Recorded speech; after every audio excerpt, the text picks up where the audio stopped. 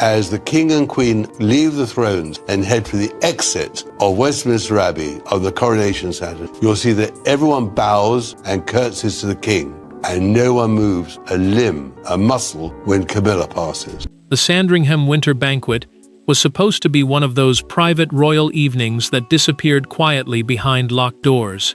Instead, before breakfast the following morning, members of the palace household were whispering about a moment involving Queen Camilla that had changed the entire mood of the gathering. What disturbed them was not simply what she said. It was what staff members discovered had happened before the senior royals ever entered the dining room. Before we go deeper into what this really means for the royal family, make sure to subscribe so you don't miss a single update. King Charles III entered believing the evening would preserve family continuity. The Sandringham Winter Banquet, a private seasonal gathering rather than a public state ceremony, carried emotional weight because the estate held memories of Queen Elizabeth II, Christmas traditions, succession, and decades of family history. Catherine, Princess of Wales, noticed immediately that her place had changed. William saw the hesitation in her expression, and the prince understood that the alteration was too precise to feel accidental. Camilla remained controlled as the family settled, but Princess Anne noticed something else. Her own place had also been moved farther from the king. She turned to a member of staff and asked, "Who changed this?" The employee did not answer. That silence mattered, because household staff normally handle seating and ceremonial details according to agreed instructions, and nobody wanted to imply that a personal request carried the monarch's authority. The tension sharpened when Charles lifted his dinner card and looked toward William and Catherine. The monarch then noticed Anne sitting unusually far away, and the princess pushed back her chair before staring toward the queen consort. Charles did not challenge anyone, but he understood that something had happened without his knowledge. What he did not yet know was that the seating change was only one part of it. After dinner, two staff members compared instructions and found a disturbing pattern. Camilla had privately asked attendants to remove several Elizabeth-era family place cards, move Catherine and Anne farther from Charles, and alter which family photographs and ceremonial objects remained visible. A senior steward had refused to complete the final change and recorded the request in the household log, a written record used to document instructions inside the residence. That employee made one final decision. Instead of destroying the working copy, the steward preserved it and sent the documented account toward Charles's private office before midnight. The wording suggested the banquet disturbance had begun long before dinner. What looked like an awkward seating dispute was about to become deeply personal, because every person around that table understood exactly what those positions symbolized. Royal conflicts rarely explode because of chairs, photographs, or dinner cards. They explode because those objects represent years of memory, status, trust, and wounds that were never completely healed. At Sandringham, the altered banquet arrangement suddenly placed four people inside the same emotional battlefield: Camilla defending her place beside Charles, Catherine refusing to compete for recognition, William watching his wife closely, and Anne recognizing a pattern she could no longer ignore. Camilla had spent years learning how quickly symbolism could become judgment. Every seat, every photograph, every gesture seemed to carry a message about acceptance, rank, and belonging. For the queen consort, the banquet was supposed to reflect the present reign rather than remain trapped inside memories of the past. Catherine saw it differently. As Princess of Wales, the title held by the wife of the heir to the throne, her position beside William meant even the smallest movement could be interpreted as a statement about the monarchy's future. She wanted no contest with Camilla, yet the arrangement had suddenly made competition impossible to ignore. William felt the tension before anyone spoke openly. After dinner, the prince quietly asked Catherine whether she wanted him to raise the issue with Charles. She refused. The future queen understood that one impulsive confrontation could turn an uncomfortable evening into a family rupture. William respected her restraint, but his concern deepened because she was asking for calm while clearly feeling wounded. Anne carried no such hesitation. To her, moving traditions connected to Queen Elizabeth II felt less like administrative adjustment and more like erasure. Anne entered the side drawing room with controlled anger. She walked toward one of the original family photographs removed from the banquet display, lifted it, studied it, then asked the senior steward who had ordered the change. The Princess Royal, a title traditionally given to the monarch's eldest daughter, kept her voice level, but the question landed heavily. The steward finally explained through a documented household account that there had been several separate instructions, each communicated through Camilla's office, so that no single request appeared unusual. William heard the next detail and stopped treating the matter as awkward protocol. Charles had never approved the rearrangement. The king had not ordered Catherine moved, nor had he instructed staff to reposition Anne or remove the photograph. That distinction changed everything for the prince. Camilla's preferences had been carried out close enough to royal authority that staff believed they should comply, yet the sovereign himself had never given the instruction. Camilla entered before the conversation could move further. She saw Anne holding the photograph, noticed William standing beside Catherine, and understood immediately that the silence had changed. Her confidence faltered for only a moment before she recovered. Anne did not accuse her. Instead, the princess turned back to the steward and told him to preserve every written instruction from the previous 48 hours. That decision would soon expose something far more damaging than a rearranged banquet, because the trail did not begin that evening at all. It led backward to one private conversation that had quietly changed everything. The banquet was only the visible explosion. The fuse had been lit weeks earlier, during a conversation so private that almost nobody inside Sandringham initially understood its importance. What happened that afternoon would later explain the altered seating, the missing photographs, and Camilla's determination to reshape the tone of the winter gathering. Most importantly, it revealed that the conflict was never simply about where Catherine or Anne sat. It was about whose version of the monarchy would dominate the room. Charles had wanted the winter gathering to feel familiar. After a demanding year, the king asked household staff to preserve the customs his family associated with Sandringham, because continuity mattered to him emotionally as much as institutionally. Camilla saw a danger in that comfort. She feared that repeating too many traditions from Queen Elizabeth II's era would make the current reign feel temporary, as though Charles were merely occupying a chapter still defined by somebody else. The royal household, meaning the network of staff and offices supporting senior members of the family, suddenly became the place where that tension began to surface. Camilla raised the issue during a planning meeting 3 weeks before the banquet. The Queen Consort asked that a prominent photograph of Elizabeth with William and Catherine be moved away from the principal dining room entrance, arguing that the evening should reflect the present reign more clearly. Anne entered before the discussion ended, and immediately understood the request. The princess looked at Camilla and said, "Not everything from before needs replacing." The words were quiet, but they landed like an accusation. Camilla did not argue. She closed the planning folder and ended the discussion, yet Anne could see that the remark had wounded her. To the Queen, it sounded less like a disagreement over decor and more like another judgment about whether she truly belonged beside Charles. Anne later spoke privately with the king and warned that the household was becoming too focused on controlling symbolism. Charles listened, but he dismissed the matter as a misunderstanding and asked both women not to turn small arrangements into personal battles. Camilla stayed behind after Anne left. She tapped the seating chart and asked a senior aide who held final responsibility for private banquet arrangements when Charles had not issued detailed instructions. The aide explained in a documented planning account that staff normally followed approved plans, but senior royal offices could request minor adjustments without asking the monarch about every detail. That answer changed the direction of everything. Over the next 3 weeks, the requests came slowly. Camilla moved one photograph, replaced one historical object, then adjusted one seating position.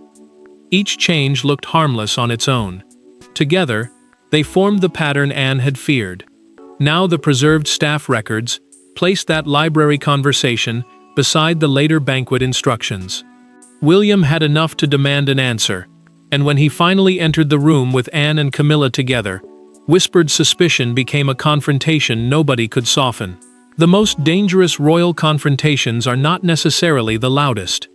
Sometimes they begin with a door closing, three people standing several feet apart, and one question nobody can escape.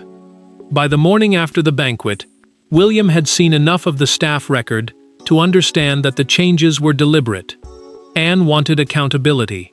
Camilla wanted context, and when William entered the private sitting room, he refused to discuss anything except the decision itself. William had asked for the conversation before the household began its morning duties because the prince wanted facts before involving Charles. Anne agreed immediately. Camilla arrived knowing the atmosphere had changed, but the queen consort also knew the written staff record, a documented account of instructions given inside the household, had already established a clear sequence. Catherine's seat had been moved. Anne's position had shifted. Elizabeth-era items had been removed, and every significant change had originated through Camilla's office without the king's direct approval. William did not accuse her of humiliating Catherine. That restraint made the question harder to avoid. The future king asked why his wife had been moved without Charles being told, and Camilla answered that the banquet was supposed to reflect the current reign rather than repeat every arrangement inherited from the past. Anne reacted immediately. The princess said, honoring history was not the same as surrendering to it. But moving living family members without discussion crossed a different line. Camilla defended the intention. Anne challenged the method. William placed the copied seating chart between them. He pointed first to Catherine's original position, then to the revised one, and asked the question that had been waiting since the previous night. Why did you move her? Camilla stopped. The silence stretched long enough for Anne to turn away in disbelief. When the queen finally answered, she did not blame Catherine personally. Instead, she admitted the placement had become part of a much larger frustration she had been carrying for months. Camilla explained that every major gathering seemed to be interpreted through William and Catherine's future rather than Charles's present reign. The queen said she felt every decision was compared either with women who came before her or with the woman expected to follow her. Her voice softened as the admission became more personal. William heard something he had not expected. This was not simple dislike. It was fear of becoming symbolically invisible. That realization reduced the prince's anger, but increased his concern. If insecurity had shaped decisions carrying the appearance of royal authority, then the problem was larger than one banquet. Anne understood the same thing, and Camilla knew they both had. Then the door opened.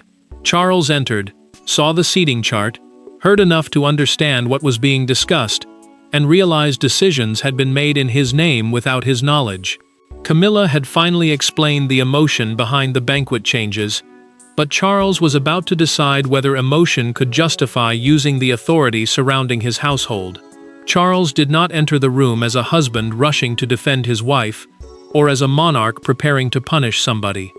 He entered as a man who had just learned that members of his own household were arguing over decisions they believed carried his authority. That distinction mattered.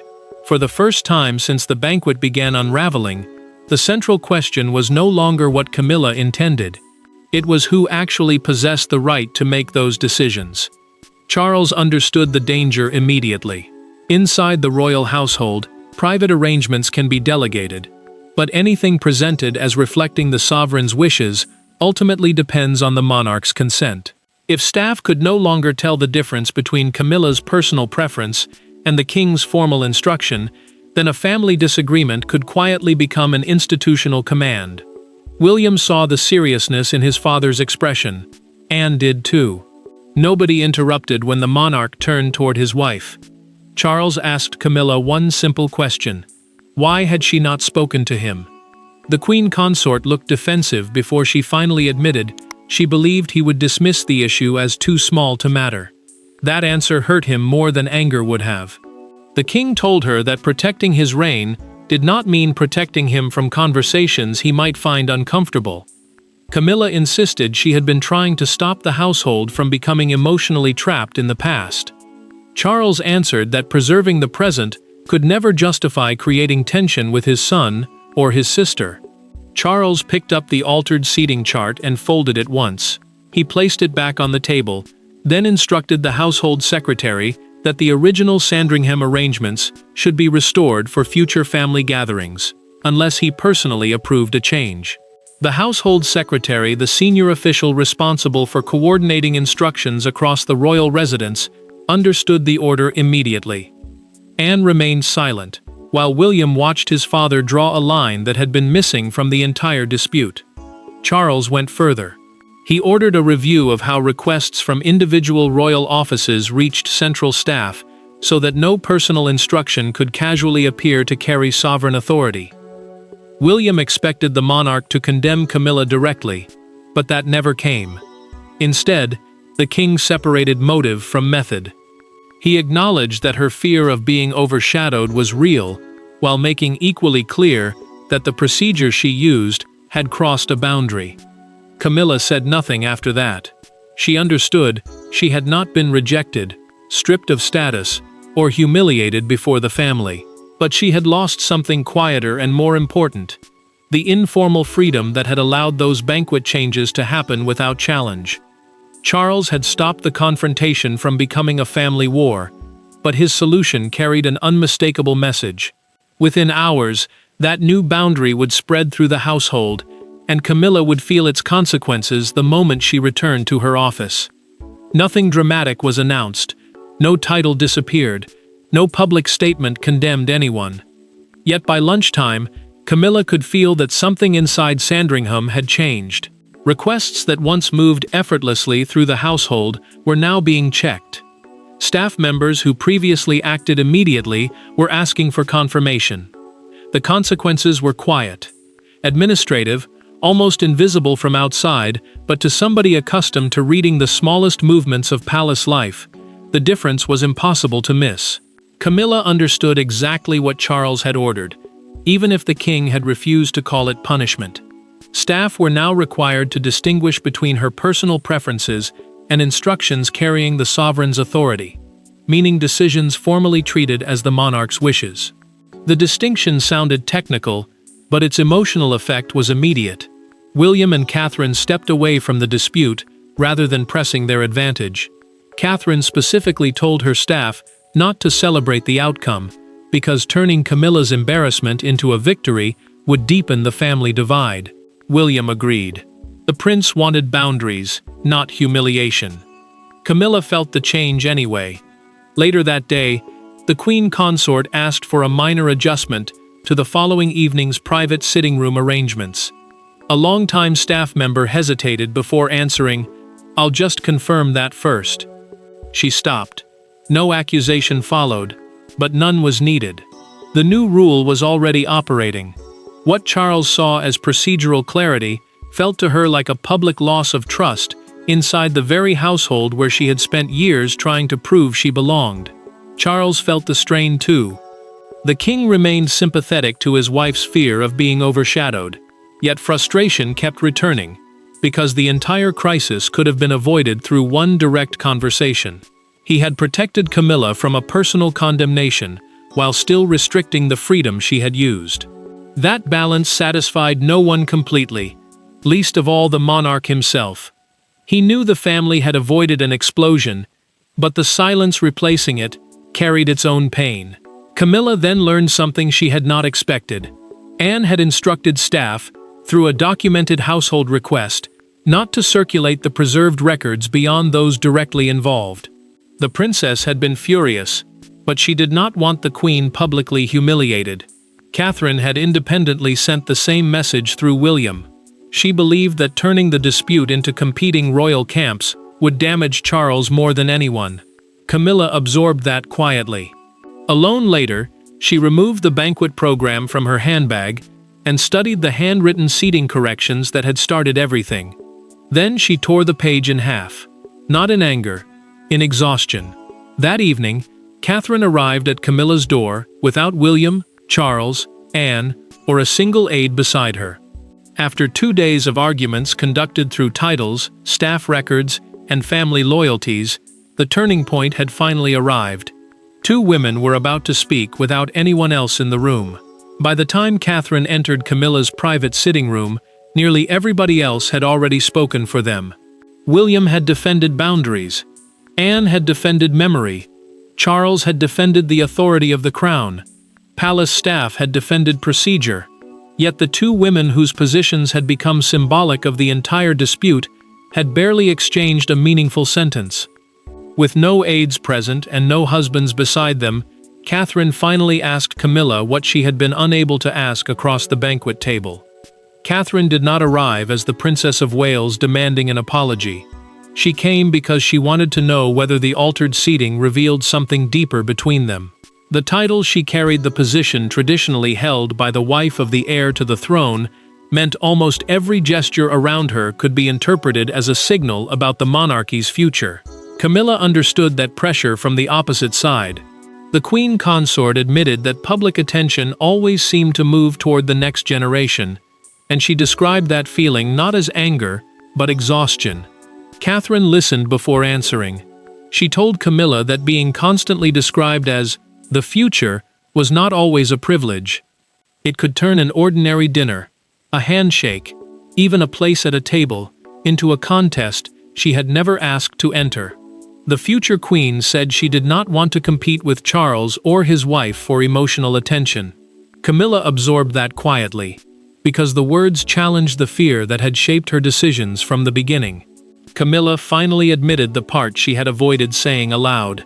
She had moved Catherine partly because she feared the banquet arrangements would once again be interpreted as proof that William and his wife had become the emotional center of the family. The Queen believed the evening should belong unmistakably to Charles's reign, yet her attempt to control that message had created the very rivalry she feared. Catherine answered with one sentence, "You could have asked me." Camilla lowered her voice and replied, "I know." Then came the revelation that changed the entire meaning of the dispute. Catherine explained through their private conversation that she had originally considered requesting a less prominent seat herself because she wanted Charles and Camilla clearly centered at the banquet. That admission broke through Camilla's remaining defense. The symbolic threat she had tried so hard to prevent may never have existed outside her own insecurity. She apologized directly for moving Catherine without speaking to her first, and the future queen accepted. Catherine did not pretend everything was solved. She told Camilla that Anne deserved a separate conversation because the handling of Elizabeth II's memory had caused a different kind of wound. Camilla agreed. Inside Sandringham, the emotional crisis was finally beginning to settle. But outside its gates, fragments of the staff account were already becoming impossible to contain. The royal family had finally begun lowering its voice when the outside world suddenly raised theirs. By morning, the Sandringham dispute had escaped the private corridors where Charles hoped it would remain. What had been a painful argument about memory, authority, insecurity, and family loyalty was transformed into headlines suggesting a palace power struggle. The most striking part was how one leaked detail, the changed banquet seating, became a symbol large enough for millions of people to project their own royal loyalties onto it. Charles learned early that the leak contained enough accurate detail to frighten the palace communications team. Someone familiar with the banquet arrangements had shared the changed seating, the removed family items, and the tension involving Camilla, Catherine, William, and Anne. The communications office, the staff responsible for handling public statements and media response, immediately understood the danger. The leak described the conflict, but not the reconciliation that had followed. That missing context meant the outside world was judging the family from the most explosive part of the story. Camilla felt the damage first. The Queen Consort saw her actions framed as a deliberate attempt to diminish Catherine, and she understood that the harshest interpretation was quickly becoming the most popular one. William was angry too, but for a different reason. The prince told his staff not to portray his wife as a victim fighting Camilla, because such a narrative would erase the private progress both women had made. Catherine had accepted the apology. The Queen had admitted her mistake. Turning that into a public battle would destroy the fragile peace they had just created. The story exploded, when a fictional morning newspaper appeared near King's Cross under the enormous headline, "The Sandringham Switch." The front page reduced days of emotional conflict to 2 moved place cards and the idea of a struggle between the present queen and the future monarchy. Broadcasters followed the same framing. Charles watched one discussion in silence until a presenter called the dispute a royal Cold War. The king reached for the remote and switched off the television before the segment ended. Anne refused to let anger dictate the response. The princess told Charles that releasing every private conversation would only deepen Camilla's humiliation and drag Catherine into a public feud she had never wanted. Her position had changed. She had once demanded that the records be preserved to establish accountability. Now, she wanted those same records protected from becoming entertainment. Charles understood the final choice before him. The palace could fight every headline, expose every conversation, and win the argument publicly. Or the family could accept that some truths were better resolved privately. The leak had turned private pain into public spectacle, but the true verdict would not be written on a newspaper front page. It would be decided around one much smaller table inside Sandringham. The final meeting contained none of the drama that had surrounded the banquet. No staff lined the corridor. No seating chart sat waiting to be examined. No one arrived prepared to win. Charles asked Camilla, William, Catherine, and Anne to join him privately, because he understood something the headlines had missed. The real danger had never been a chair moving across a dining room. It was what happened when fear, memory, and authority replaced direct conversation between people who should have trusted one another. Charles made the purpose clear from the beginning. The king was not reopening an investigation, because the staff record had already established what happened, and Camilla had already acknowledged her decisions. The new household procedure, the internal rules controlling how royal requests are passed to staff and distinguished from the monarch's formal wishes, had also been adopted. What mattered now was whether the family could leave the room without carrying the banquet forward as another permanent wound. The monarch told them tradition had to evolve, but protocol could never become a substitute for speaking honestly. Camilla turned first to Anne. The Queen Consort apologized for allowing changes connected to Queen Elizabeth II's memory to become tangled with her own fear about where she stood inside the family. Anne accepted, though the princess did not pretend the hurt had vanished. She told Camilla that preserving their mother's memory was never meant to diminish Charles's reign. The apology mattered because neither woman was being asked to surrender her feelings simply to create an easy ending. William spoke next. The prince told Camilla that his anger had never been about securing Catherine the most important chair. His concern was that his wife had become the subject of decisions made around her instead of with her. Catherine agreed. She had refused the role of rival from the beginning, and the future queen wanted the family to understand that prominence was not the victory she had been seeking. Catherine then took the original banquet seating card, preserved by staff, and placed it in the center of the table. She said they no longer needed it as evidence. Charles picked it up, folded it once, and let it go into the fire. The king's meaning was unmistakable. Evidence had been necessary for accountability.